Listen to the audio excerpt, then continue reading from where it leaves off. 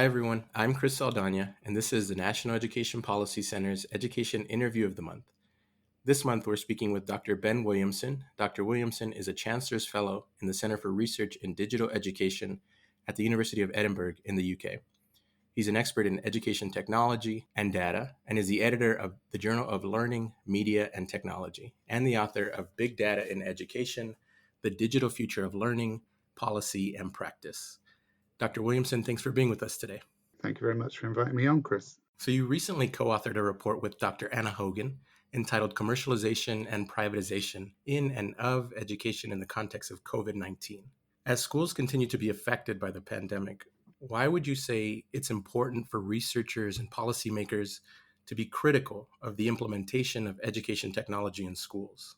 I think what we've begun to see, not just over the last 6 months of the pandemic period, but over the last few years, is a kind of an extensive reimagining of education according to a kind of vision of what education should or could be like.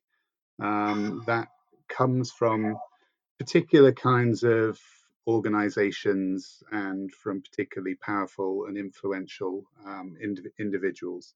And this kind of vision of the future of education is captured in ideas like smarter education systems or education disrupted. And my sense is that although there is some sort of more critical education technology research, at the moment there's certainly not a sort of critical mass of this kind of work. So in the broader fields of, say, media studies or critical data studies or digital sociology, there are a number of studies now revealing how digital technology is profoundly reshaping our social, our personal, even our political worlds and our experiences through things like database surveillance and producing new forms of discrimination, or is having a kind of overpowered influence on politics. So there's a rich body of work in that vein. But my sense is that education technology is rarely treated as if it's quite so significant in its effects. But my sense is that education technology has potentially huge shaping effects on students' learning experiences or their outcomes. It affects issues of teachers' labour, and it affects or is sort of implicated in questions about the role of public education itself in society. So we've had one recent example in the UK, for example, where we've had a particular algorithmic model used to grade students in the absence of exams. And the outcomes of that have widely been reported as deeply unfair, further disadvantaging already disadvantaged students. So I think that kind of example is beginning to alert the public to the effects of such things as algorithms and digital technologies on education and students. And I think the research really needs to follow up on these kinds of things in much more detail. So why do you think that research has been slower to look at education technology in a critical way? I think one reason might be that there is such a strong industry of support for education technology that tends to try and kind of chase off, or in some cases, to even silence its critics. There's a really interesting concerning case right at the moment with a academic campaigner in Canada who has been campaigning against one of the exam proctoring companies, who is now being sued by that company for sharing particular company details on Twitter. So I think sometimes this education technology industry can be quite aggressive. It's also incredibly well supported by a variety of different kind of tech evangelists or interest groups, or by very well funded philanthropies and so on. So it's actually quite a difficult space to make a critical voice heard, I think. So when you think about the education technology industry, what sort of actors are involved? Yeah, it's a deceptively complex question. So the edtech industry is really difficult to define or put some kind of sectoral boundary around. Um, I guess I think of it as a kind of multi-sector global industry that includes all sorts of different actors from different sectors. So you have um, more conventional education businesses such as Pearson, who've diversified away from their textbook model to the development and marketing of digital products. But I'd include alongside them increasingly the global intergovernmental organizations like the OECD and the World Bank, who are now strong promoters of EdTech. They see it as a route to improving or even transforming education by boosting outcomes and growing human capital, i.e., skilled labor for the digital economy. And then you've got the international big tech companies such as Google, Microsoft, Amazon. These have now really become market leading providers of education computers and hardware, of apps, platforms, software, and much larger kind of digital infrastructures on which all of those apps and platforms depend. And you've also got new entrants into the kind of the edtech space, like TikTok, which recently announced that it was going to be producing particular educational content, Learn on TikTok. You've got smaller scale technology startups, which are following the kind of Silicon Valley model of expanding products for free or at low cost directly through networks of teachers or even parents. You've got paid for teacher ambassadors who help evangelize for EdTech.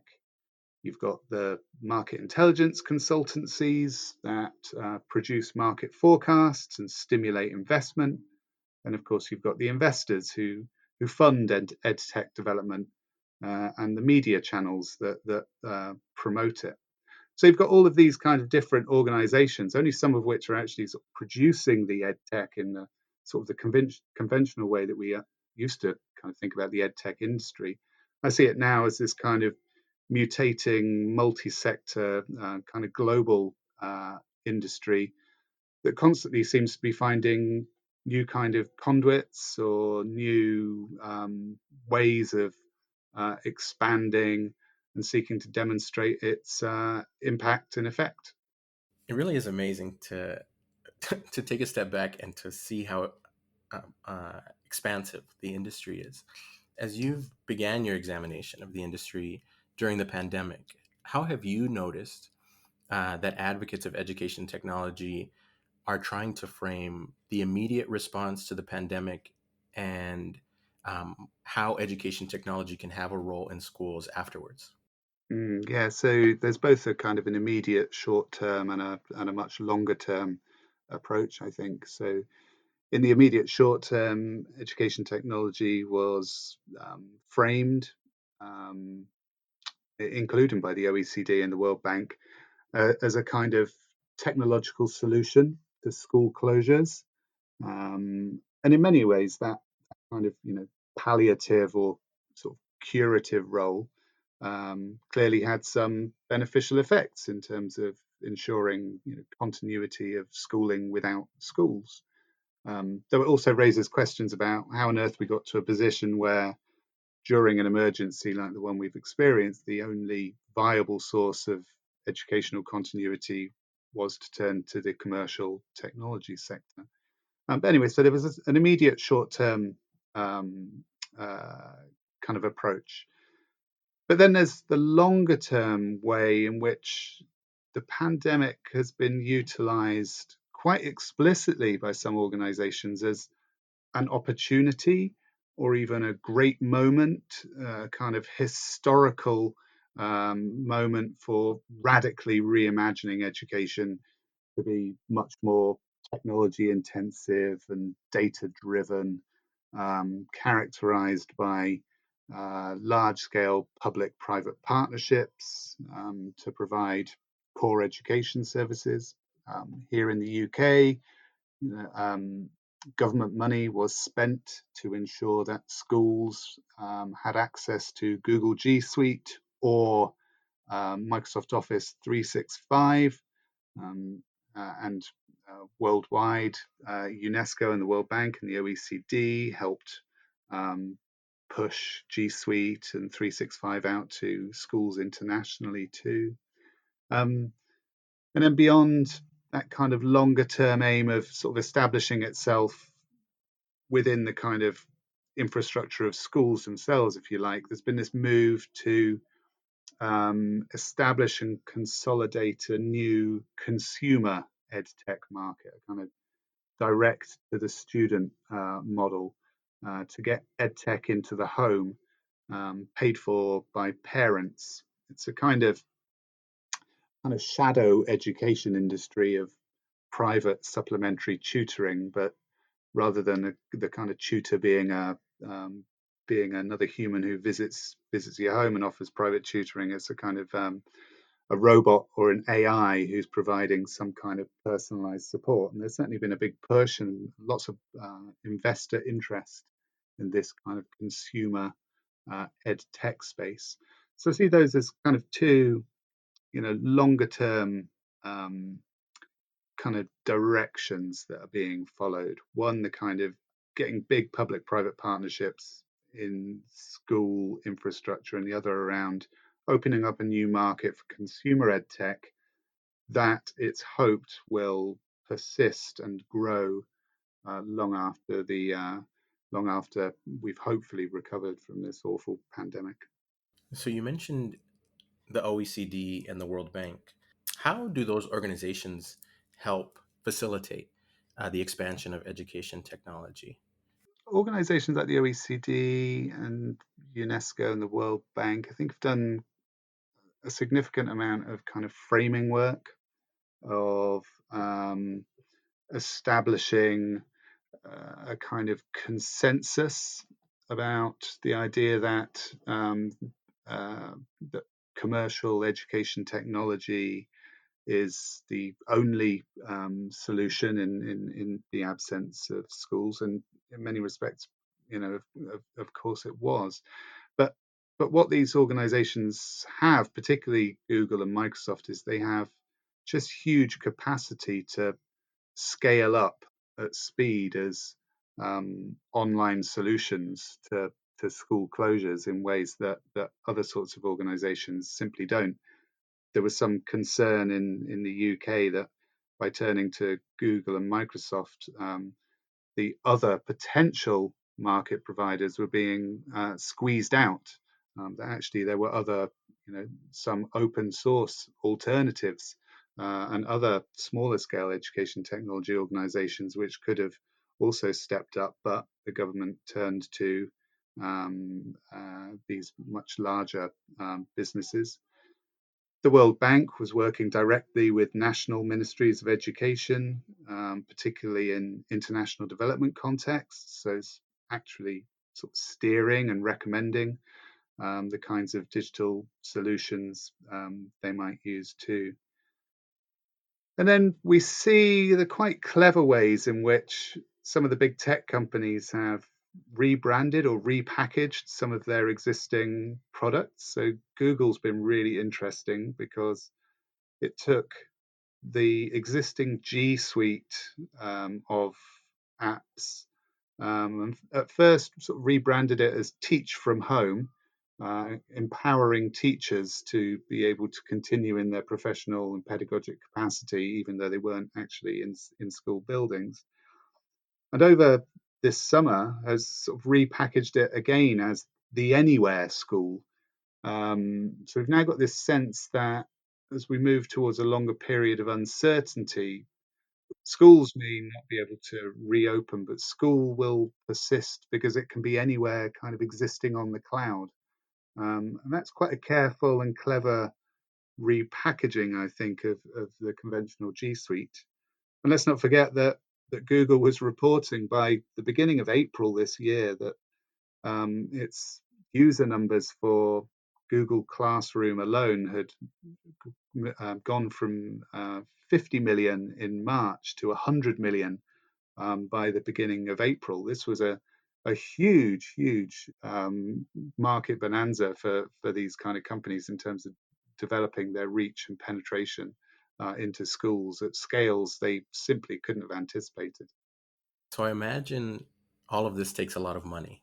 And you described two industries, philanthropy and private investment, that have provided a lot of the funding for education technology and its implementation and design and dissemination of research and information.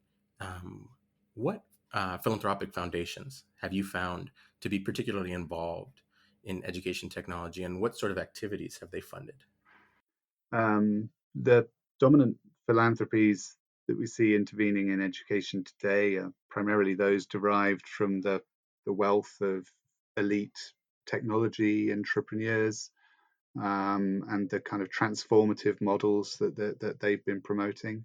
So obviously, the Gates Foundation has been funding and promoting education technology for many years.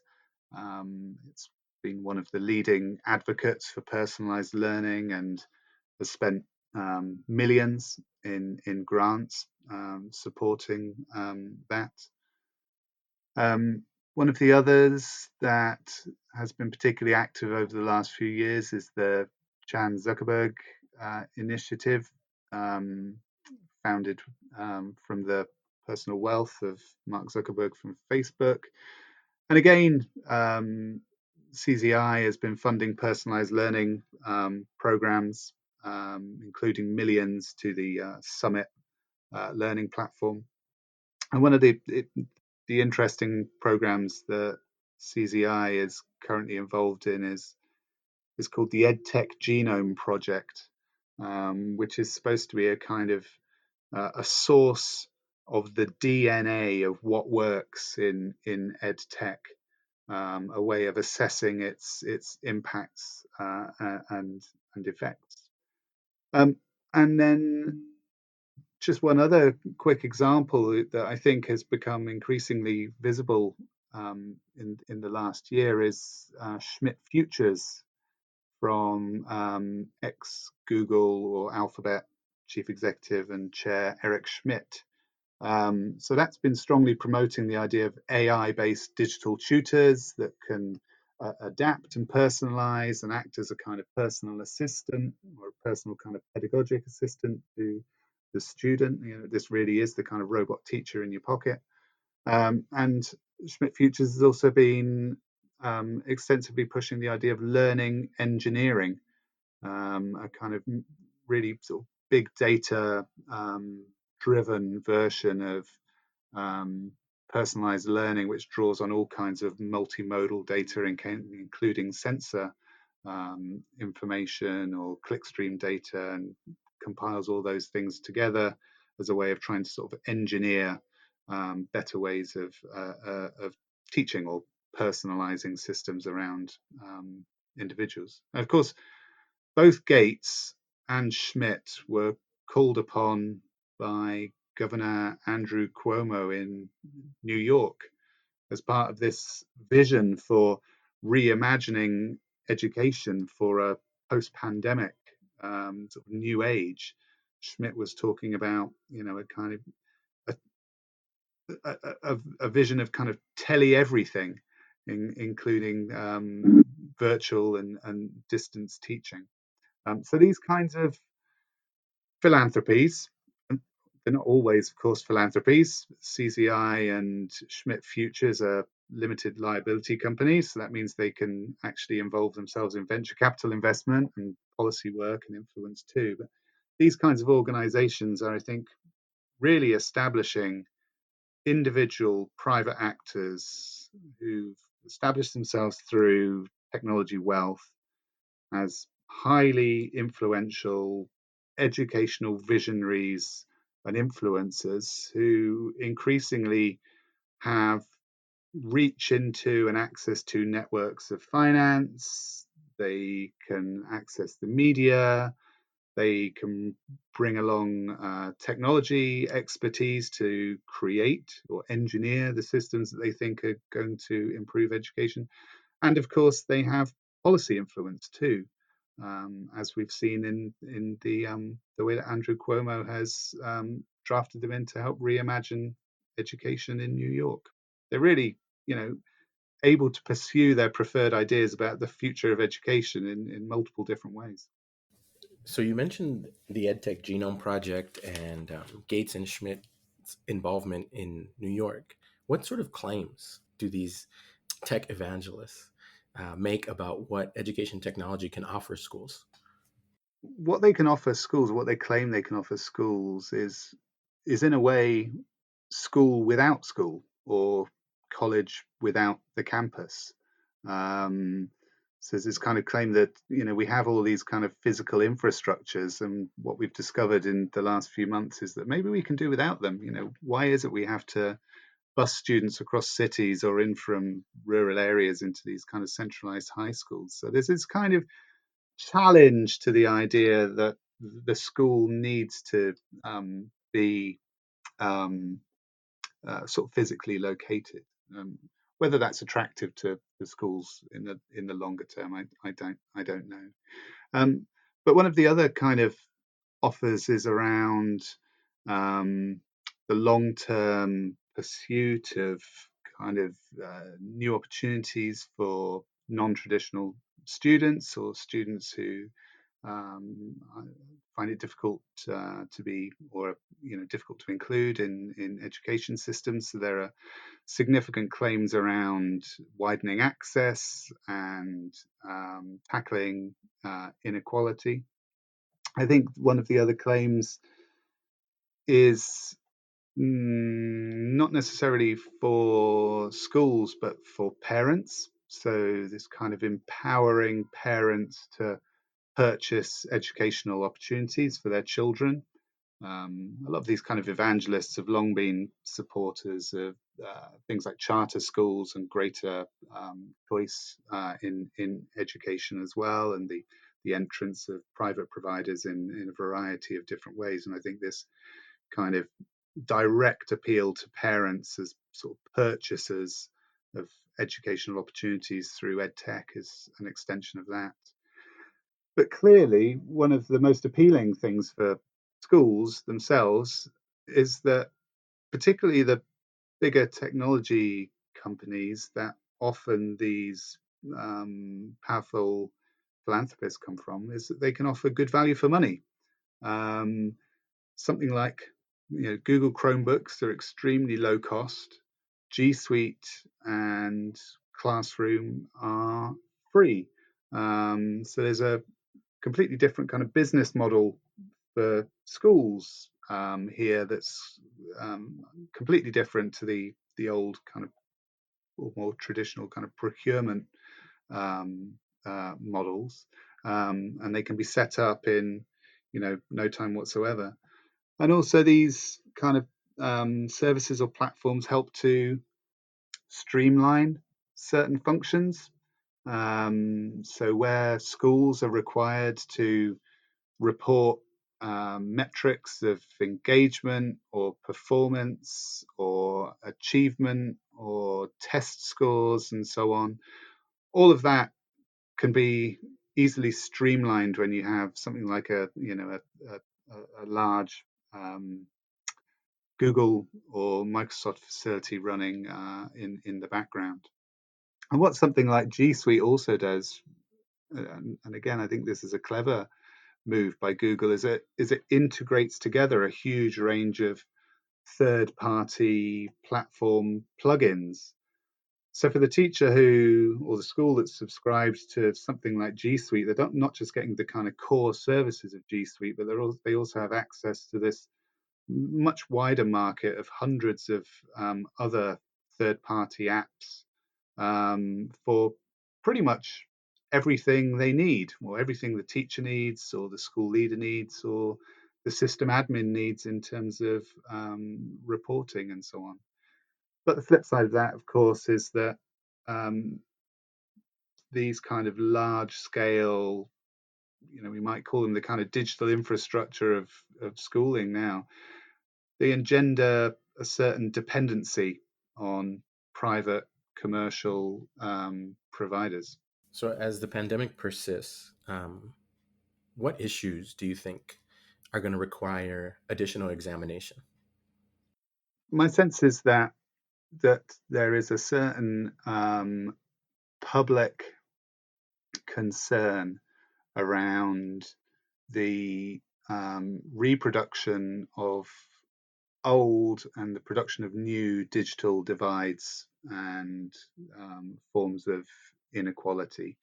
Um, so if the kind of market of consumer ed tech expands as investors and producers currently seem to be hoping that it will, then one of the key issues is around how this might advantage already advantaged and kind of more affluent families and further widen and worsen existing and historical educational gaps.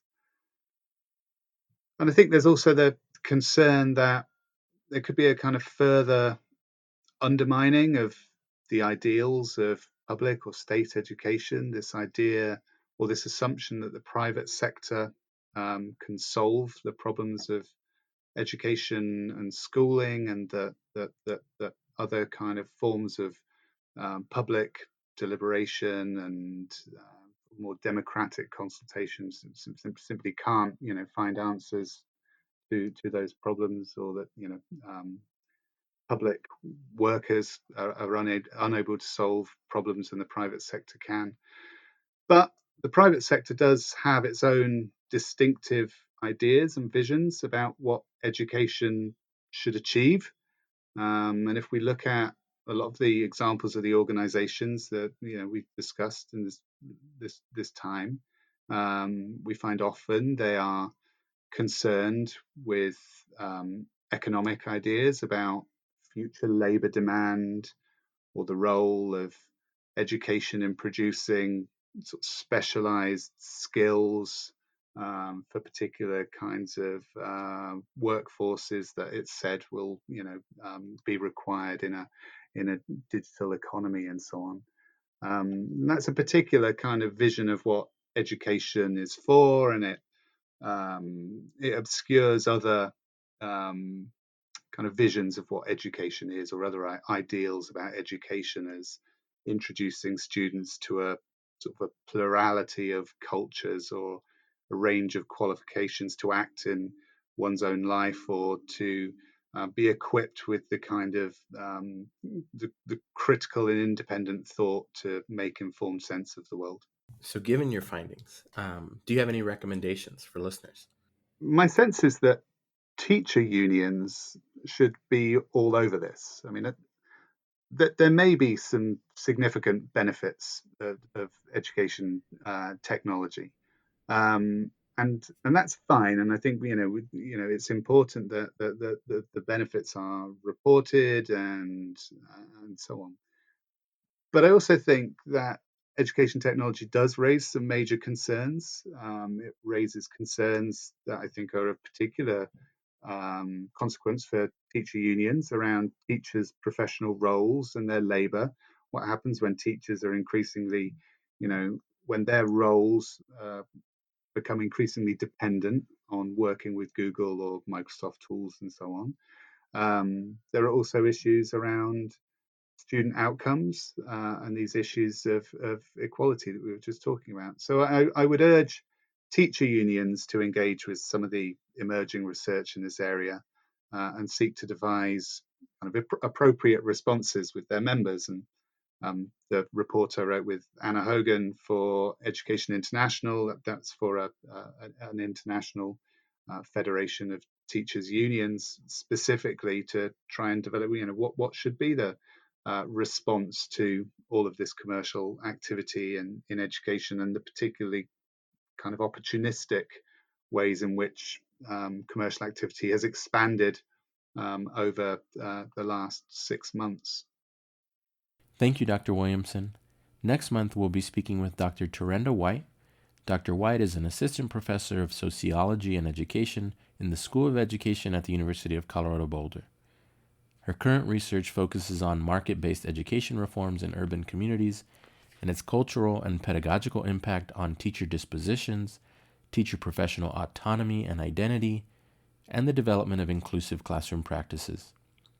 In January, we'll be speaking with Dr. Jack Schneider and Jennifer Berkshire, authors of A Wolf at the Schoolhouse Door, The Dismantling of Public Education and the Future of School.